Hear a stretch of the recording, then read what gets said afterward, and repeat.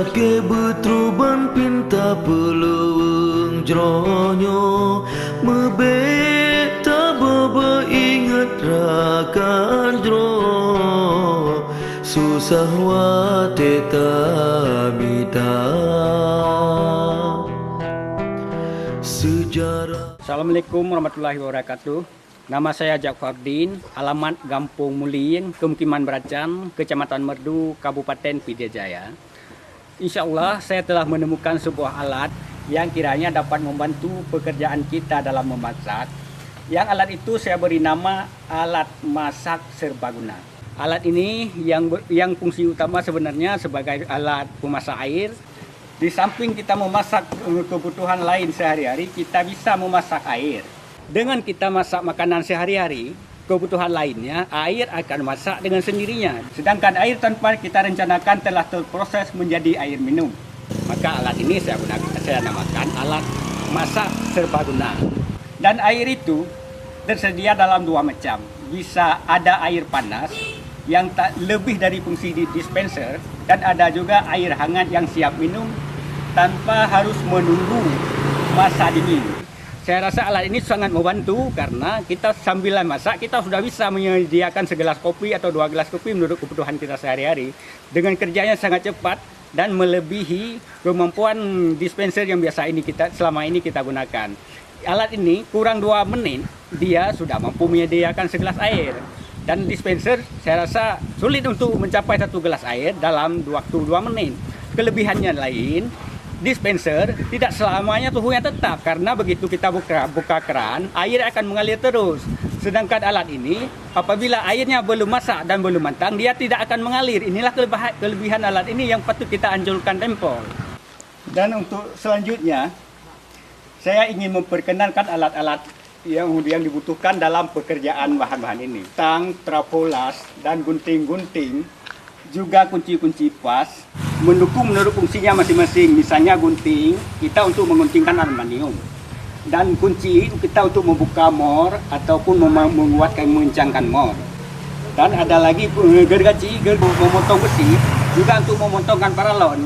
Hal itu berguna karena gergaji besi halus, paralon apabila kita potong dengan gergaji kayu akan kasar. Sulit untuk kita masuk waktu pengeliman nanti.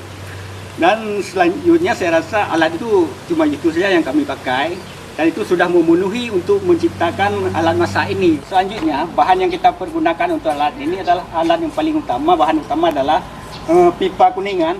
Pipa ini berguna untuk menyalurkan panas yang kita letakkan pada kompor. Selanjutnya yang kita butuhkan aluminium, juga paralon, ini juga pipa besi, ini besi gepeng.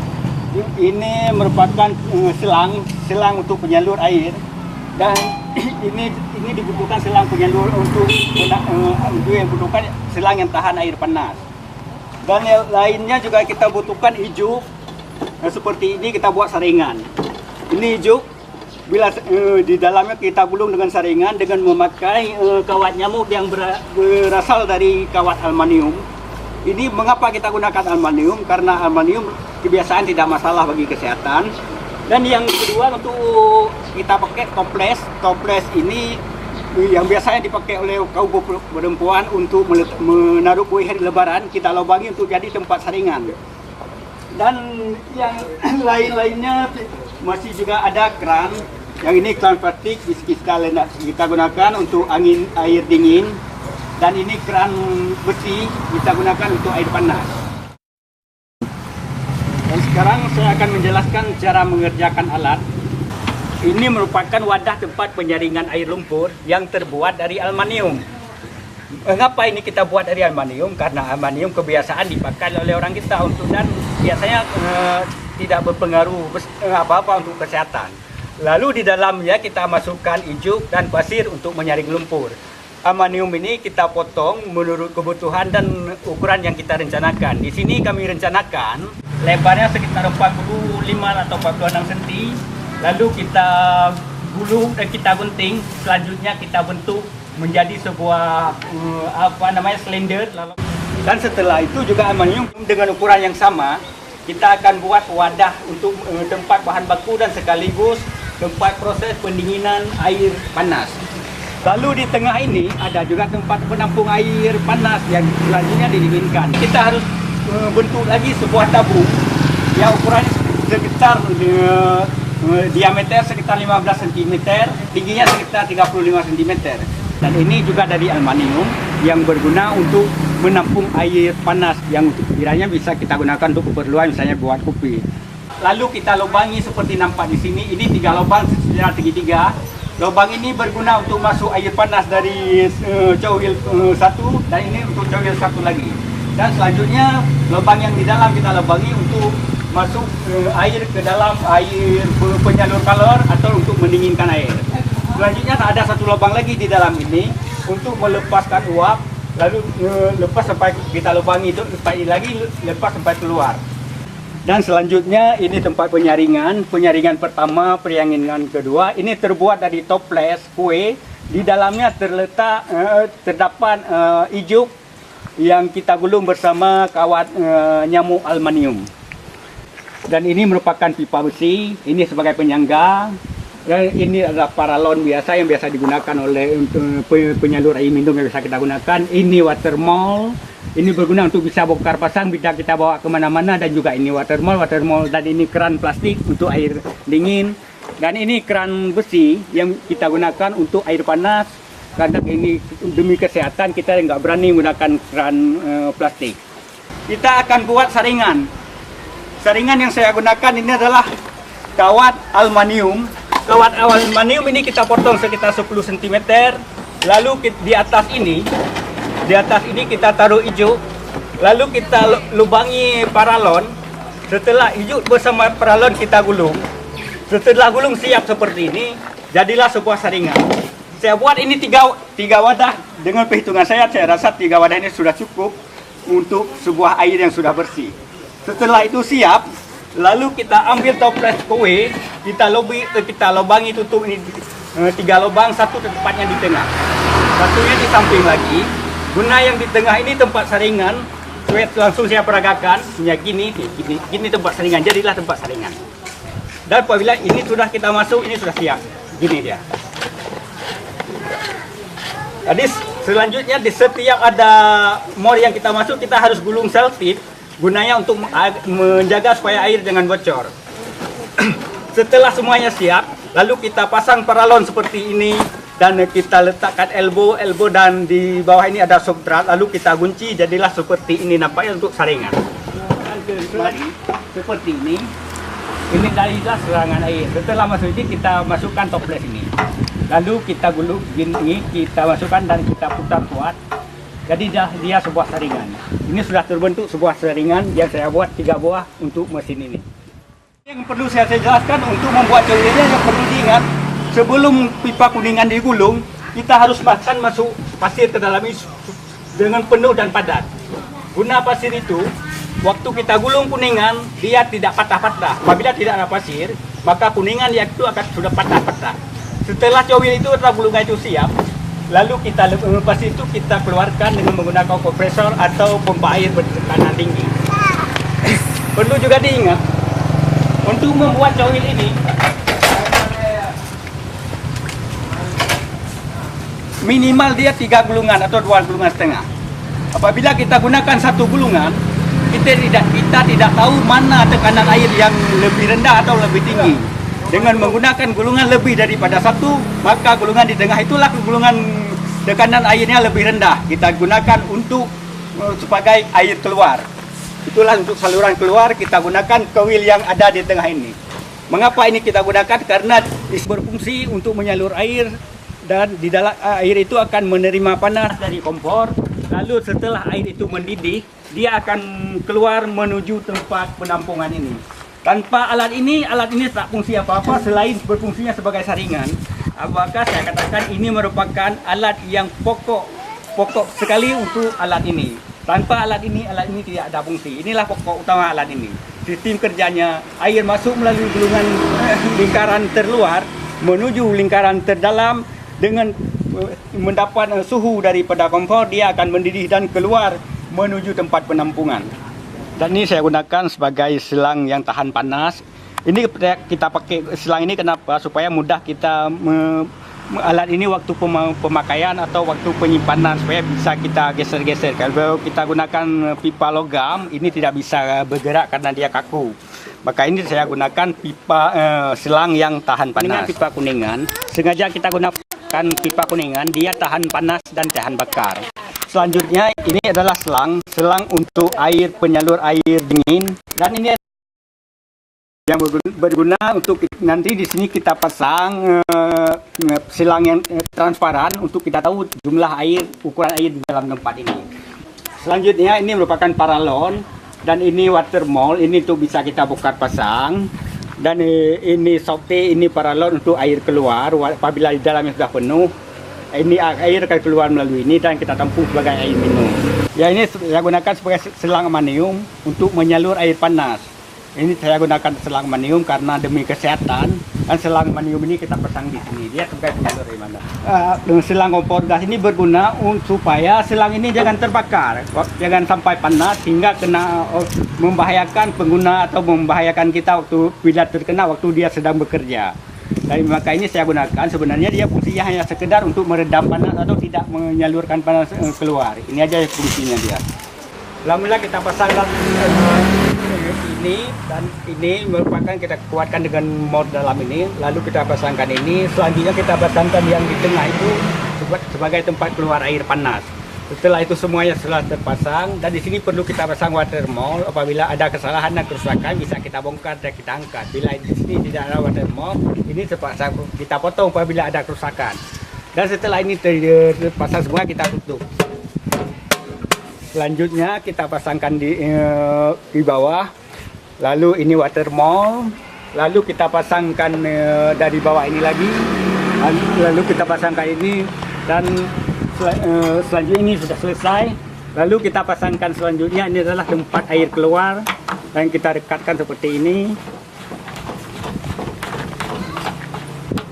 Setelah ini terpasang kuat, lalu kita pasangkan penyaringan sampai 3 buah.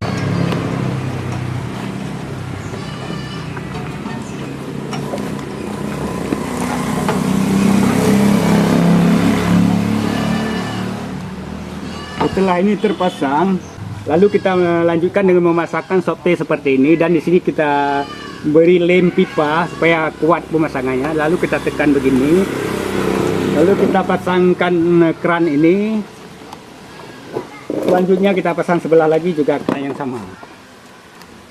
Setelah ini terpasang, lalu kita pasangkan ini harus air, kita lihat dari sana, dari coil yang terluar, pipa yang terluar. Juga dari sana kita lihat mana yang terluar, itulah yang kita pasang melalui pipa ini. Ini sudah terpasang selang aluminium, selang penyalur panas dari kompor yang pertama. Untuk menghindari terjadi terbakar atau kena suhu panas untuk kita, maka kita pasangkan ini sebagai pelindung. Lalu kita akan masuk kemari. Selang pipa aluminium untuk sebagai penyalur air panas. Lalu kita masukkan kemari. Selanjutnya kita masukkan ini yang berfungsi untuk melindungi kita dari panasnya pipa. Lalu kita sambungkan dengan saluran yang dari coil seperti ini. Dan di sini pun harus kita ikat kuat dengan klam supaya air jangan keluar. Ya, ini dirasa sudah cukup. Lalu sebelahnya lagi juga sama. Ini juga sama seperti itu. Kita pasang yang sebelah tadi. Kita masukkan ke tempat penampungan air panas. Lalu kita masukkan sebagai anti panas. Ini berguna untuk kita supaya jangan terkena hemburan panas.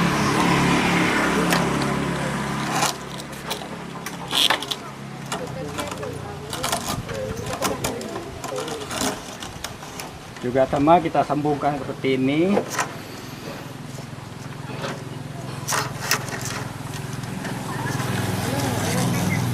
Dan kita ikat kuat dengan klam.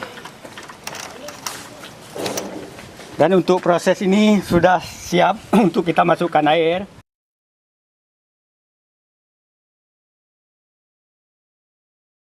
Dan sekarang kita pasangkan sebagai selang pengontrol dan selang ini selang transparan untuk kita ketahui jumlah air yang ada di dalam ini. Dan ini semua sudah siap. Dan langsung kita masuk. Ini sudah siap kita operasikan.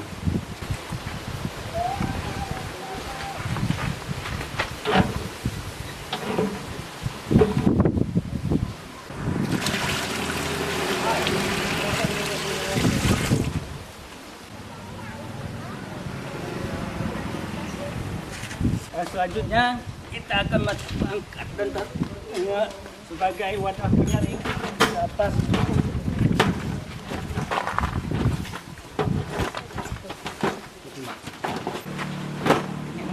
Jangan turun, nanti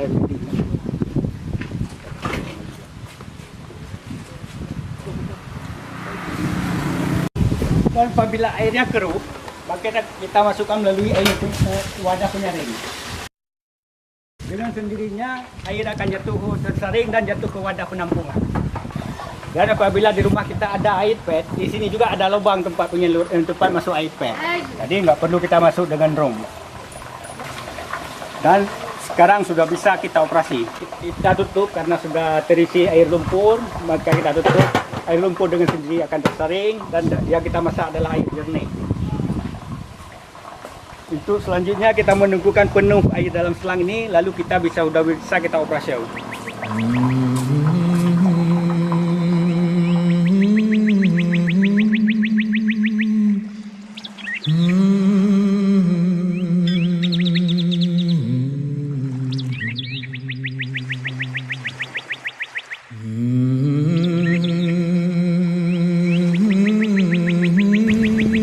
Kita mulai untuk menghidupkan kompor. Ya sudah, kompor setelah berjalan dia akan bekerja sendiri secara otomatis. Dan di atas ini kita lakukan masak apa yang kita butuhkan. Di sana air akan masak dengan sendirinya.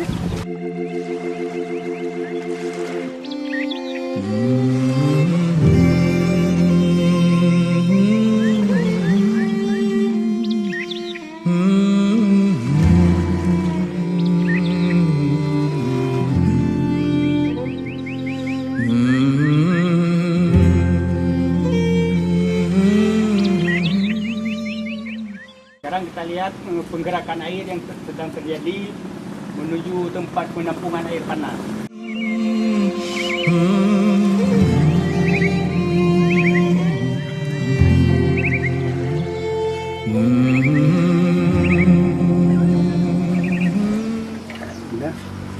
Pergerakan air.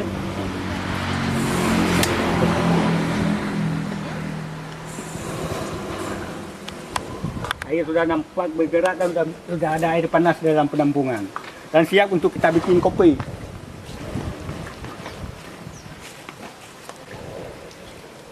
Dan ini sudah jadi kopi instan. Selanjutnya apabila air di sini sudah penuh, dia akan masuk ke tengah. Setelah masuk ke tengah didinginkan, lalu keluar melalui keran ini. Apabila kita pakai untuk minum, kita ambil dari keran ini. Dan ini sudah bisa minum. Ini sudah dingin ini. Walaupun masuk airnya lewat panas, di sini panas sampai kemari dia akan dingin, langsung bisa minum. Dan selanjutnya apabila air di dalam ini sudah penuh, akan keluar melalui pipa ini. Dan ini belum penuh. Dan boleh kita lihat dari tempat wadah masak, ia sudah nampak mendidih airnya, menunjukkan kita sudah bisa masak di tempat itu. Dan di sini pun air sudah terisi, air panas sudah terisi, tempat masak sudah dapat bekerja. Di tempat ini sudah nampak panas, menunjukkan di sini sudah bisa untuk kita masak, apa saja, apakah kita menggoreng, kita masak merebus, apa saja kebutuhan kita, mau masak nasi di sini bisa kita lakukan. Dan kita tidak perlu mau tahu masalah air sudah masak sendiri dia akan masuk sendiri ke tempat penampungan. Lalu bila penuh dia akan keluar sendiri dan kita tidak perlu mengurus air. Yang perlu kita perhatikan hanya indikator air ini, jangan sampai kurang, itu aja. Selanjutnya kita terus masak aja, kita masak apa saja yang kita perlu dan kita berhenti kapan makanan sudah masak. Nggak ada hubungan dengan air. Yang ada hubungan yang perlu kita pikirkan hanyalah masakan ini, bukan air yang kita pikirkan. Air tak perlu kita hitung, dia akan lahir sendiri. jadi hitungan inilah masa ini. Matang ini matikan kompor untuk minum udah lebih airnya. Ini sama fungsinya doang. Mana yang kita pilih bisa, pilih dua-dua bisa, pilih satu bisa, nggak ada hubungan, nggak perlu dimatikan. Dia tetap kerja sendiri, nggak ada hubungan apa-apa, nggak perlu kontrol. Dia akan bekerja secara otomatis. Apabila kita masak, air langsung mengalir dan langsung matang. Langsung jadi air panas. Bila kita butuh air panas, dan apabila kita butuh air minum, buka keran ini, dia akan hangat. Langsung bisa minum, nggak perlu menunggu sampai dingin dia. Dia langsung proses, minum terus, nggak ada hubungan, nggak perlu nunggu. Karena kalorinya sudah diambil oleh air dari sekeliling ini.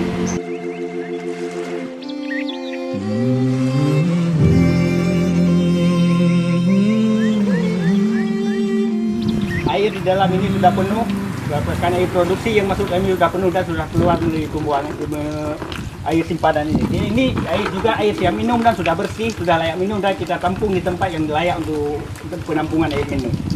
Dan proses ini sudah selesai, begitulah prosesnya dan kita dapat lihat betapa efisiennya alat ini bekerja, betapa praktisnya dia bekerja.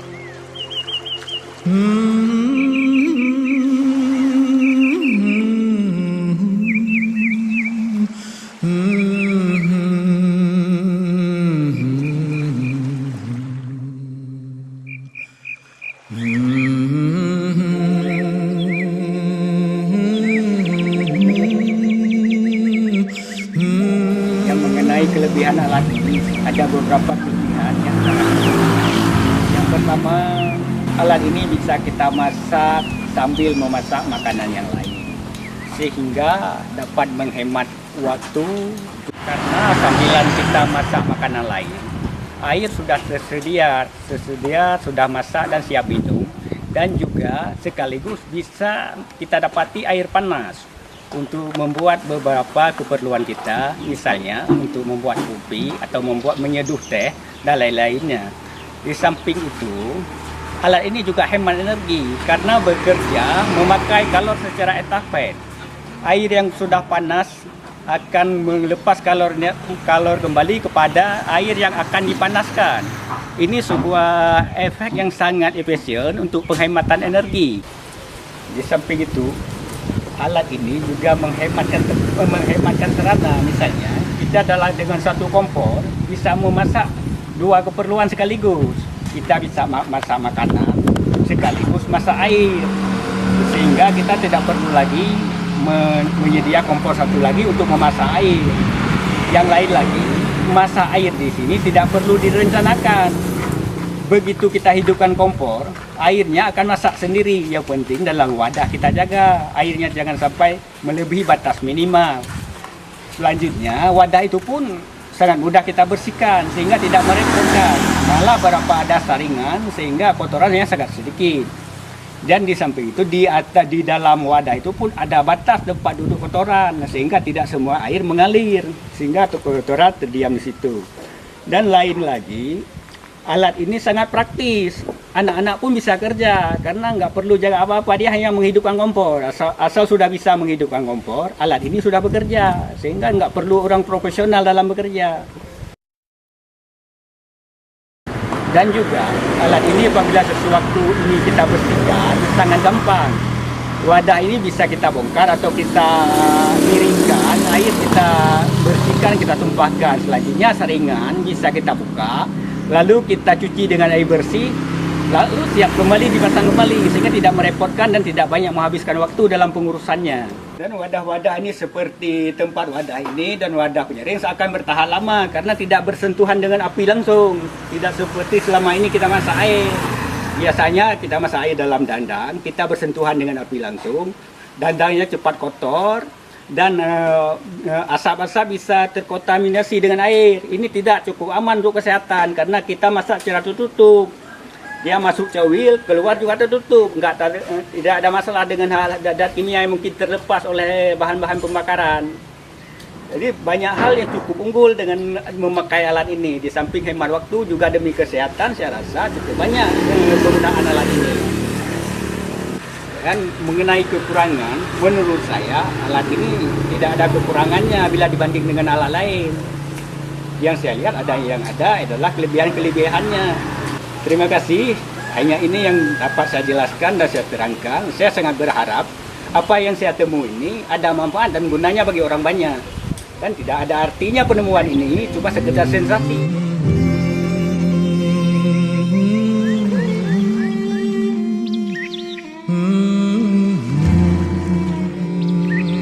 Terima kasih saya ucapkan kepada semua pihak yang telah ikut mendukung saya sehingga terbentuk alat ECG yang sederhana ini. Assalamualaikum warahmatullahi wabarakatuh.